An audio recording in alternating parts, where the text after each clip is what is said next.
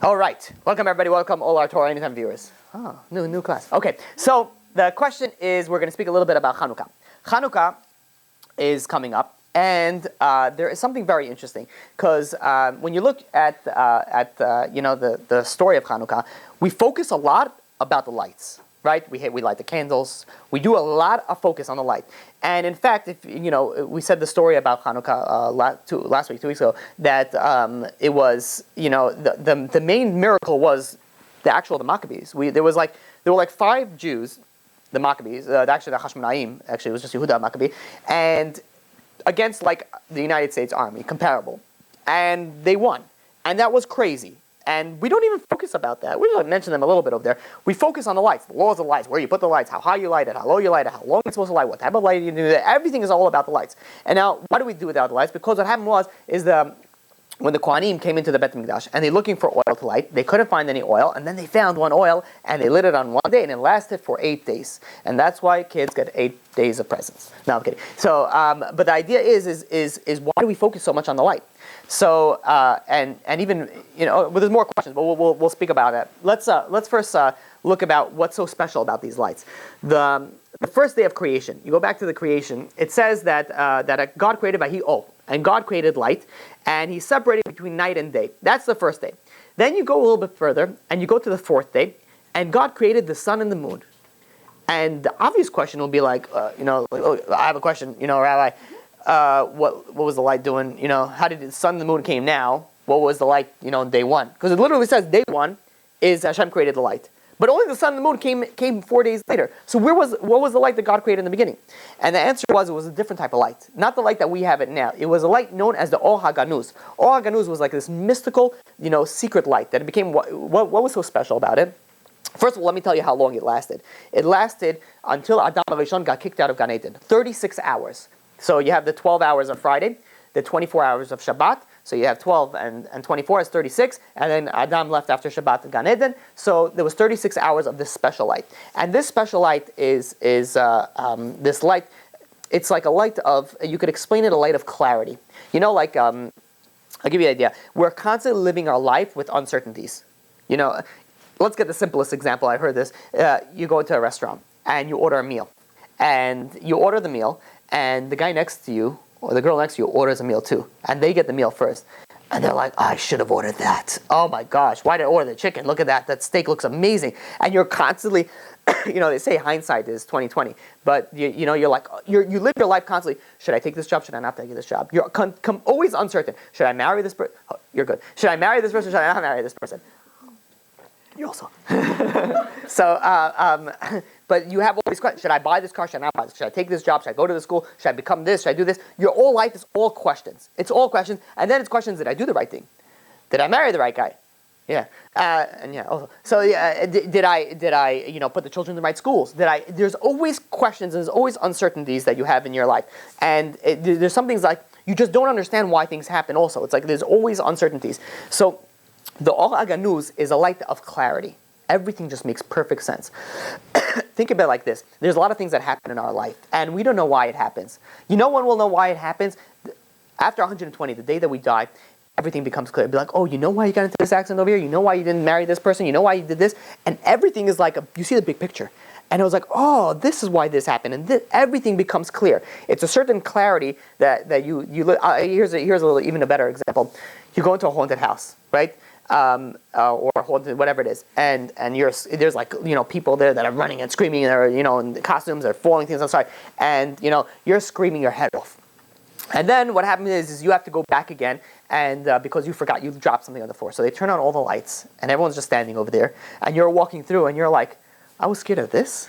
Are you kidding me? This is nothing. And you see there's like a little guy walking around there like hey, what's going on? I'm not, before you were screaming and you wanted to go to the bathroom and but you just, ran.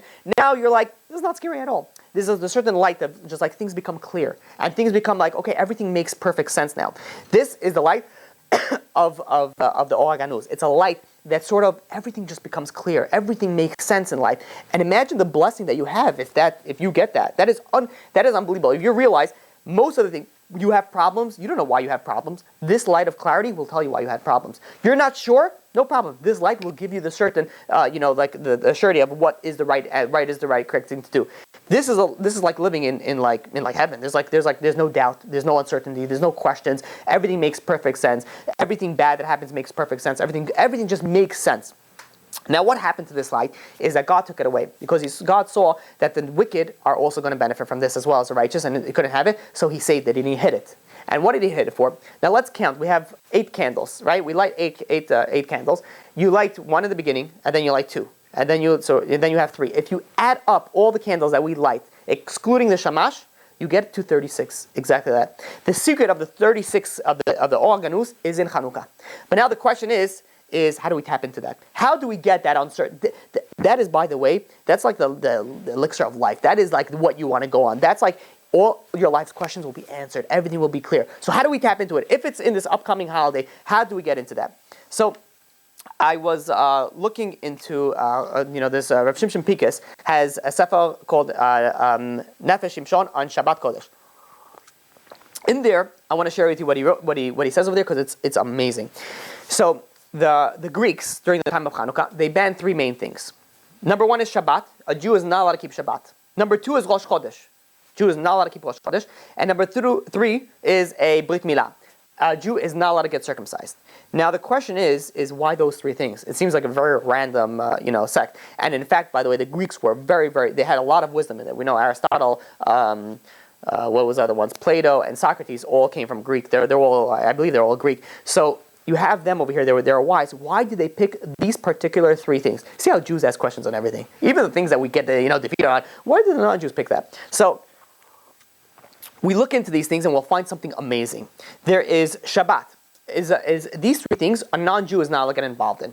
A Shabbat. If a non-Jew keeps Shabbat, he's chayav mitah. He gets killed. They're not allowed to keep Shabbat. And in fact, there is a I was actually just messaging somebody. He's a Messianic Jew, which means absolutely nothing. You're just JC. You believe in JC. You could leave the Jew part out because there's nothing Jewish about JC. But what they believe in is that they believe in the Torah. They keep Shabbat, all those different things. But at the same time, they also believe in JC. So when I told him, I'm like, you're not, for some reason I'm very blunt with these people. And I said, you're not allowed to keep Shabbat. He's like, but I love Shabbat. He's a non-Jew, a guy from Africa actually. He loves Shabbat. And I'm like, you're not allowed to keep it. It's Yechai Mitah. He says, but I need it. It's like that. And he said, a non-Jew is not allowed to keep Shabbat. So now, that's Shabbat. Rosh Chodesh, it says, this month shall be for you, right? In Shemot chapter 12, verse 2. This means, what does this mean that this month? God tells the Jewish nation, you're in charge of the lunar cycle. So, for example, as in the olden days, how do we know when the new month came? Is when you had witnesses look up into the sky and see the new moon. When they saw the new moon, they say, okay, now the new month begins. But how do they do that? They have to go to Bet Din and they have to testify. And they go to Bet Din and they say, listen, we saw the new moon, and they question them. Did you see it? All this back and forth question. And then they say, okay, this is the day of the new moon. Now, this is only in the rabbinical, it's only have to do with the Torah, with the Jews. Brit Milah. Let's say a non-Jew gets circumcision. He gets a surgical procedure. And then he wants to convert. He already got Brit Milah. Is it good? It's not. They actually have to go and they have to do a little procedure afterwards because it means nothing. If you do a Brit Milah as even if you do it with a moel, if you don't convert, it means absolutely nothing. It's like you didn't do a Brit Milah. So these 3 things, a non-Jew has no access to it. They're like, okay, you're trying to be different than us? We want a Hellenistic country. We want everybody to be the same, everyone to follow Greek, everyone to follow that. Says, you know what? We're not going to do that. You're not going to do that because you're going to be the same as us. So they went and they said, you're not allowed to do the 3 things that make you different than us. So now, when we look at these 3 things, it's something very interesting as well. There is you look at Shabbat. You look at Shabbat. Shabbat is 100% to God. You're going and you're rushing and it's late and Shabbat is coming and you're getting prepared and you're cooking and and then Shabbat comes, that's it, everything stops. It's out of your control. Everything is in God's hand. The second that the clock hits the candle lighting time, everything stops. Shabbat is 100% for God. Now, you look at Rosh Chodesh. It's the opposite. Rosh Chodesh is 100% in the humans. Because God, and in fact there's a midrash that says that they went and they said to the angels came to God and says, when is Pesach this year? How do we understand it? But listen to the story. So God says, I don't know. Let's go to the Jewish court and see when they scheduled it. Because whenever the Jewish courts schedule that is Rosh Chodesh, that's how you know when Pesach is. And so the way that the holidays are set up, when is Rosh Chodesh, when is not, it's all in the hands of the Jewish courts. So now we're looking over here, very conflicting things over here. First I'm telling you that Shabbat, 100% to God. Then I'm telling you Rosh Chodesh, 100% towards man. So how do we rectify these two things? So there is, in order to rectify this, we have to understand a certain concept in the Mishnah in Baba Metzia. There is a case that two people come into court, and they come in holding this piece of cloth, and they come in and they each say this cloth belongs to me, and the other person says this it belongs to me, and they're all both holding it. The ruling of the case is you split it in half. This person gets half. This person gets half. Now, let me switch the case around a little bit. Let's say two people come into court and say this whole thing belongs to him. And the guy says, no, it doesn't belong to me, it belongs to him. Sounds crazy, right? No one would ever do that. In America, probably. But it actually happened. It was a story that actually happened. In the Midrash brings down that it was Alexander the Great went to visit a kingdom and of Katya, and he went to observe how they rule their monetary laws. So he's sitting there, and there's two people coming to him, and one guy says, listen, I bought a field, but the field doesn't, I bought the field from this guy. And then I was plowing, and I hit a treasure. And I found the treasure, it's full of gold coins, diamonds, but it doesn't belong to me. I just bought the field. I didn't buy what's inside of it. So the other guy says, no. I sold him the field. I sold him everything that has to do with it. So he says, the field is his. So this guy saw, the Alexander the Great is watching this, dumbfounded. He's like, how is this possible? And one guy is saying this treasure is his. The other guy is saying this treasure is his. So the king thinks for a second, and he goes to one of them, and he says, listen, do you have a son? And he says, yeah. He says, do you have a daughter, the other person? And they said, yeah. He says, you guys get married, and the treasure will be for the children. And that's what they did. And then Alexander the Great was like shaking his head. He's like, well, so the king goes with that. He says, why? Would you have ruled differently? So Alexander the Great says, yeah. He says, what would you have done? So I would have killed both of them and taken the treasure for the treasury. So, which by the way, if you understand it, he wasn't this money hungry always. About why would he do that? He had a really important understanding. He was a wise man. He was thinking. He says, listen, economy needs to have competition.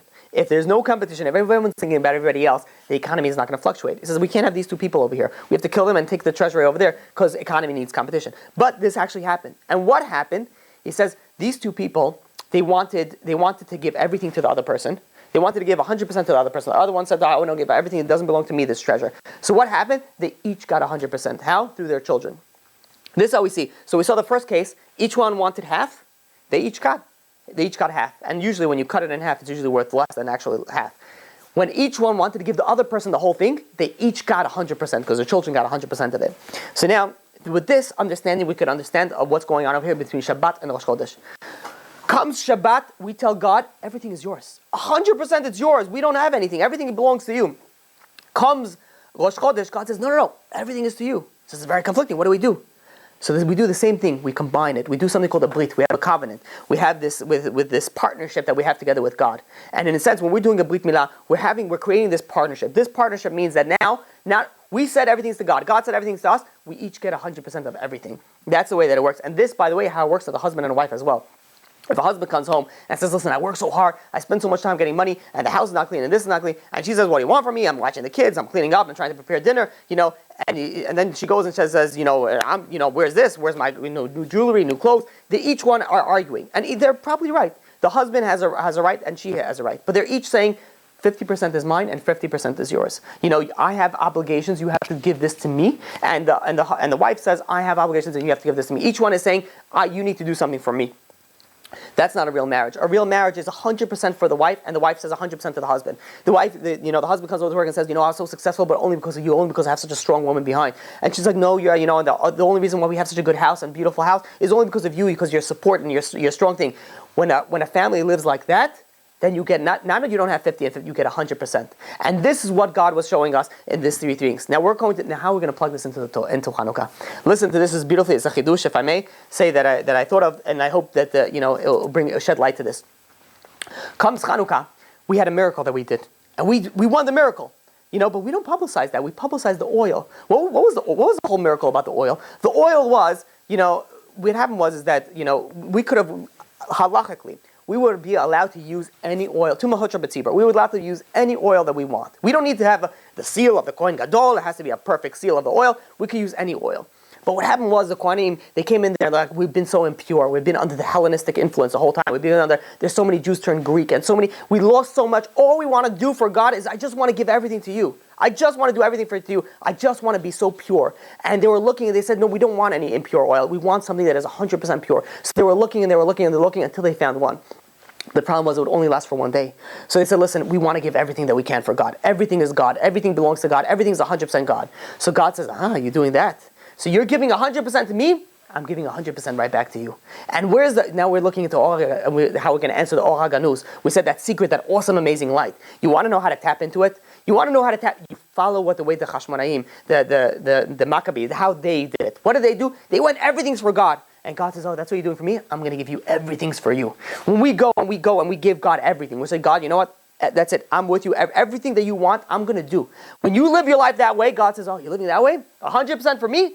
I'm going to give you 100% for you. And you're going to get that you're going to tap into that clarity, that amazing light, that amazing ability to have such understanding in life and such easiness in life and an amazing life. You'll have it with this bracha of giving 100% to HaKadosh Baruch Hu. And this is why we publicize it. You realize Jews don't publicize everything. We don't take our matzahs and hang them by the window. Hey guys, it's a Pesach now, right? On Sukkot, we go outside, but we don't, show everybody. We'll go in the back. And there's no why all of a sudden on Chanukah, everybody's got to see the lights. It's a menorah. And the answer is, God is showing us is that the reason for this mitzvah is to remind us, is you want to be successful. You want to be like the Maccabees. You want to win. You want to be successful in life. Do everything. Remember what they did for the oil. The oil was everything's for God. When you live everything's for God, you are going to be amazing. You are going to have an amazing, amazing life. This is the idea behind Chanukah. You want to tap into it. You want to realize the secret behind it. I believe this is where the secret lies. This is why you people think, okay, you know what? All right, God, I'll give you this. I'll pray over here. I'll be tznuah. I'll eat kosher food. I'll keep Shabbat. I'll do it for you, God. God's saying, you're missing the point. He says, when you're doing it for me, you're really doing it. Everything's for you. Everything's going to come right back at you. This is the idea behind it. I saw a very interesting, a cute little story. Sometimes people look for, their amazing, I don't know what you call it, like where they're going to strike the gold, where they're going to get it. So there's once a guy, and this is not true. This is just make him. There's once a guy that he goes and he starts walking. His life is terrible. Can't make panasah. Can't find a shidduch. Nothing's working for him. So he decides he's going to go speak to Mr. God. Mr. God is located, in this story somewhere over there, and he's going to go. So while he's walking, he meets this shriveled up tree, and the tree talks to him and says, "Where are you going?" He says, "Listen, I need certain things. I'm going to God." So the tree says, "Listen, can you do me a favor?" He says, I'm shriveling up over here. I'm dying over here. I don't know what's going on over here. Please, can you speak to God about my tree, about me, and see what I could do to help me?" And he said, "No problem." He goes, he walks a little more. He sees this young woman. And this young woman is crying and crying. And he's like, "Listen, what's wrong?" And she's like, "Oh, you don't understand." He's like, "I'm trying to get married and I can't find it, yada, yada, yada, yada." And he says, "Listen, I'm going to God. I'm going to the wizard or whatever you want to call it. And I'm going to ask him. And, if you want, I could ask for you as well." And she says, "Okay, fine, thank you." Then he meets, a shriveled up beer, skinny beer, and he says, the beer says, "Where are you going?" He says, "I'm going to speak to God. I have some issues." He says, "Listen, can you do me a favor? I'm so hungry. I haven't eaten in days. Can you go please speak to the God about, what I could do?" So he says, "Yeah, sure, not a problem." He goes and, he goes to God, and God says, "Okay, from now on, when you're going to go back, your whole luck is going to change. Everything is going to change 100%. I'm going to give you a blessing. Everything's going to be better for you." He's like, "Really?" He's like, "God says, it's going to be amazing. Don't worry about it." He's like, "Amazing. Okay, awesome." And he says, "I have 3 questions from 3 other people." And God said, "No problem. Here's 3 envelopes. Give them the envelopes. The answers are in these questions." So he goes, fine. So he walks back. He meets up this tree, and he gives him the letter. The tree opens it up, and it reads a letter. And says, the reason why, you can't, there's no water coming to you is because there's a bunch of diamonds that's stuck in your roots. You have to dig it up, take the diamonds out, and then when the water comes to you, you'll be able to drink the thing. So the tree goes, quickly, "Can you please help me? Can you please dig up the ground?" And the guy says, "I wish I could, but I have no time. I'm changing my life now. My life is becoming 100% better now. I gotta run." So the tree said, "Please, I beg of you, just." And he says, "Listen, I would love to help you, but I can't. My luck is changing. I gotta go." So he goes. He meets the girl, And the girl opens up the thing, and he says, you want the love of your life. If you get married to this guy, you'll have amazing children, amazing parnasa, everything will be amazing, amazing marriage, everything will be amazing. Sign God. When you get that letter, you'd be like, she goes to him and she says, listen, he says, I'm looking for someone to get married. He's like, listen, I don't have time for your issues right now. Here's your letter. I gotta run. My life is changing. I gotta go. And he goes and he leaves her alone. She's like screaming at him, wait. He's not listening. He's running off. He says, my life is changing. I have no time. He meets with the beer. He gives the beer the letter, and the beer opens it up and reads the letter, and then he grabs the guy by the neck, and the guy's like choking, and he's like, what are you doing? And as the guy, is choking to death, he looks at the letter, and in the letter it says, from God, it says, if this fool ever reaches you, make sure you kill him and eat him because he's an idiot. Sign God. It says that this guy was a fool. He had the luck, everything was going for him, was perfect under his nose, but he didn't see it. Why didn't he see it? He didn't have the blessing to see it.